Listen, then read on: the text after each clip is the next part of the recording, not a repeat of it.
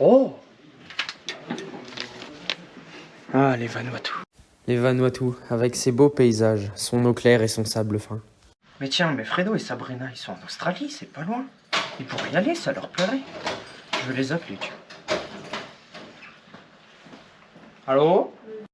Ouais, Jamy, ben là, de manière, on n'est pas trop loin des Vanuatu, donc j'en parle à Fredo et on y va. Et je te dis si c'est toujours bien, comme tu nous l'as dit. Allez, à plus! Salut Hey, Sabrina. salut. J'adore tout ça par contre. Franchement, c'est vraiment pas mal, hein. J'ai l'eau jusqu'au genou, c'est quoi le problème? C'est vrai que maintenant que t'en parles, c'est pas forcément normal, ça, non? Bah attends, je vais en parler 2 mots à Jamy et je te tiens au courant de ce qu'il m'a Pas de dit. soucis. À tout, je vais vous voir. La montée des eaux est un phénomène assez simple à comprendre. L'eau monte et submerge peu à peu les côtes. C'est ce que nous allons voir grâce à une petite expérience. Tout d'abord, cela commence par l'augmentation des températures qui va causer la fonte des glaces continentales. Cette expérience est assez simple à comprendre. Les glaçons dans la boîte représentent les glaces continentales dont la fonte va doucement faire monter le niveau de la mer. Au début, la montée est presque imperceptible, mais le phénomène s'accélère rapidement. Les zones à peine au-dessus du niveau de la mer sont rapidement gagnées par les flots. Les seules zones épargnées sont les zones montagneuses, bien au-dessus du niveau de la mer. À la fin de l'expérience, une fois la glace fondue, on constate que l'eau a monté de 2,5 cm. On voit bien que rien ne peut stopper cette avancée, et le seul moyen de se sauver est de monter sur les hauteurs. On estime qu'entre 250 et 300 millions d'habitants vont être déplacés à cause de la montée des eaux. Pour les Vanuatu, 1 millier de personnes ont été déplacées et ont été reconnues les premiers réfugiés climatiques au monde par l'ONU.